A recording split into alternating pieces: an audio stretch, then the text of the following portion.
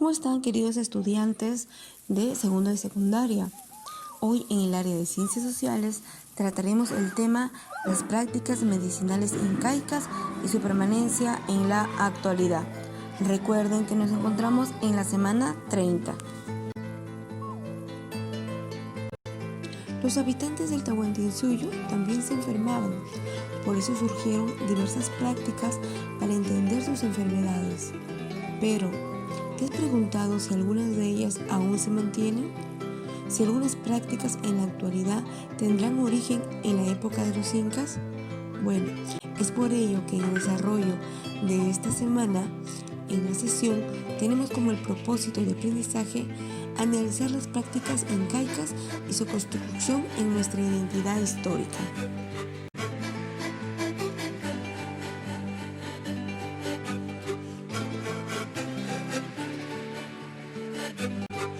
Ya sabemos que la medicina incaica se relacionó con las ideas mágico-religiosas, pero ¿te has preguntado quiénes trataban las enfermedades? ¿Los médicos o los sacerdotes? ¿Cuáles eran sus remedios? ¿Qué ha cambiado y qué se ha mantenido en la actualidad? Muy bien, para dar respuesta a estas preguntas, en la primera actividad analizaremos algunas formas de tratar las enfermedades. Para ello, te invito a leer o a escuchar el recurso número 1, algunas prácticas médicas en tiempos de los incas. Fuente A. El médico incaico. En el Tahuantinsuyo, los cirujanos sagradores transmitían su conocimiento de generación en generación y debían tener mucha experiencia en el uso de hierbas medicinales. En cuanto a las enfermedades, por el nombre que se les daba, se deduce que en su diagnóstico apenas comprobaban los síntomas. Algunos nombres describen el aspecto exterior, por ejemplo, la inspiración interrumpida era la neumonía y la enfermedad secadora era probablemente la tuberculosis. También practicaban la sangría, una técnica por la cual utilizaban una lanceta que había sido construida con una lámina de sílex, que era una roca muy dura, la cual tenía un mango de madera hendido en la parte superior. Esta se introducía en la vena mediante un golpecito y, de ser posible, cerca de la región dolorida. Este punto, en el caso de las cefalias o dolores de cabeza, se realizaba en el entrecejo, es decir, entre las cejas. El cirujano se encargaba de la reducción de luxaciones, la reposición de huesos fracturados, la incisión de accesos y las suturas de las heridas. Quizás usaron como anestésico lo mismo que los araucanos, la planta Datura ferox, conocida como chamico. Si sufrían de alguna fractura, las zonas fracturadas se envolvían en galgas marinas o en hojas frescas de guaripirú.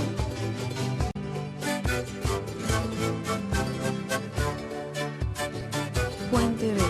Tratamiento por causas mágico-religiosas. Las enfermedades eran también atribuidas a personas muertas como causantes del mal. El enfermo entonces tenía que dar de comer al muerto. Así iban donde el difunto poniéndole alimentos en la sepultura, al creer que de esta era la causa y el tratamiento de dicha enfermedad. Las confesiones eran públicas, que además de sentirse liberados, tenían el objetivo de calmar la ira del Dios. Al confeso se le podía maltratar, amarrándole las manos y pegándole con un palo de penitencia. Restregándose la cabeza, confesaban no haber adorado al sol o a la luna en las fiestas, es decir, en los raimis, haber sido infieles, vivir en pareja sin permiso del inca o haber matado y hurtado. El inca, en cambio, solo confesaba sus pecados al sol, para que él le dijera al dios Huiracocha que lo perdonase. El inca completaba su confesión con un baño de purificación con agua corriente, es decir, agua que se dejaba fluir.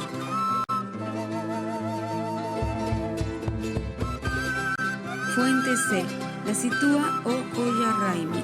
La Situa Yúa fue una fiesta que consistía en expulsar simbólicamente los males fuera del Tahuantinsuyo en tiempo de lluvia.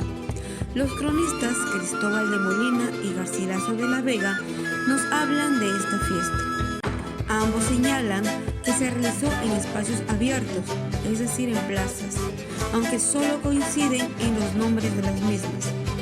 Posteriormente, según la descripción que se hace, se ha identificado a la plaza Huacaipata como el lugar desde donde se partían los incas de sangre por el Capañap en dirección de los Cuatro Suyos a arrojar los males del Tahuantinsuyo fuera del Cusco monumental. Según Molina, eran grupos de 100 personas, incas de sangre de privilegio y mitimaes, que eran los que arrojaban los males a los ríos.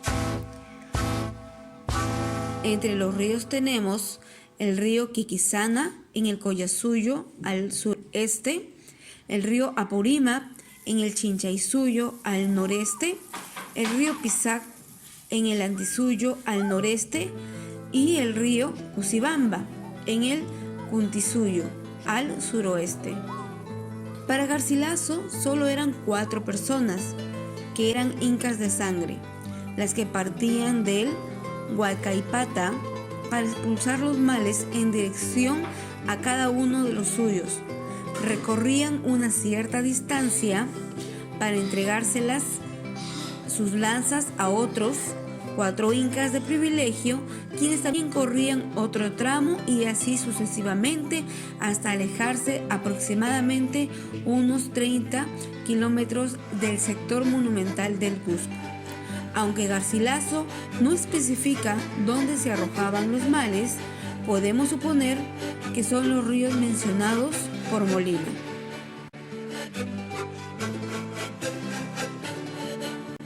Bien, ahora veremos el recurso número 2 para poder desarrollar este tema, que es la herbolaria y otras prácticas. Fuente D. Las hierbas medicinales. Las plantas sin duda fueron muy importantes para los habitantes del Tahuantinsuyo. Las más útiles fueron para la alimentación, como fue el maíz y la papa, ya que estas fueron la base de la alimentación, junto con la oca, la mashua, el maní, la quinoa, el oyuco, entre otros, que fueron tubérculos muy ricos en sustancias alimenticias y también medicinales. Yacolec y Herrera han recopilado información de diversas crónicas sobre las plantas de los antiguos peruanos. Por ejemplo, Garcilaso menciona que al molle le llamaban árbol de mucha virtud y que su resina es usada en medicina popular contra algunas enfermedades. Una especie de ortiga sirvió para el alivio del dolor causado por la ciática. Guamán Poma y Bernabé Cobo señalan que la semilla de vilca servía como purgante. Polo de Ondegardo menciona que el guairuro se tomaba en agua y servía para los males del corazón. Calancha describe un árbol de las calenturas que contiene quinina y cuya corteza en polvo se bebe para quitar la fiebre. Herrera ha hecho otro interesante estudio en el que divide a las plantas en 3 categorías: las que han sido incorporadas a la ciencia y se utilizan actualmente, las que han sido estudiadas por químicos pero no se han hecho populares y las que pertenecen al folclore médico. De las primeras se han extraído sustancias como la quinina para disminuir la fiebre y calmar el dolor, la piperina, que es un antiinflamatorio y antioxidante, ¿no? También se ha podido obtener la ratanía, que es un antiinflamatorio y desinfectante, entre otras propiedades. Fuente F. El jubeo, una práctica de ayer y hoy. Muchas crónicas hablan del acto de jubear y de sus elementos como el cuy, los apos, las ofrendas y el aica o hechicero. Cristóbal de Albornoz relata que los hechiceros usaban tambores con sangre de cuy para hacer consultas al demonio. Por su parte, Guamán Poma narra la costumbre de masticar coca para hablar con los espíritus o demonios. Debemos aclarar que Guamán Poma tuvo gran influencia de la religión católica, por lo que cualquier otra manifestación religiosa que no reconociera a Jesús como único Dios era considerada demoníaca. Jubeo en Caraballo. En Caraballo, una zona vecina a Canta, aún se practica el jubeo. Zenobia, una señora ayacuchana de 70 años, vendedora de verduras en el mercado, cuenta que aprendió a jubear mirando a su madre y a su abuela. Aunque continúa con esta costumbre, tiene miedo de que sus hermanos de religión se enteren, pues lo ven como una brujería o el mal. Antes de iniciar, Zenobia dice que es creyente de Jehová e invita a arrodillarse orando. Luego pasa el cuy por el cuerpo de la persona a sanar y reza el Padre Nuestro. Se le pide que le permita sanar y dice: Señor, sanaremos. No pasa a usar tragos ni hojas de coca.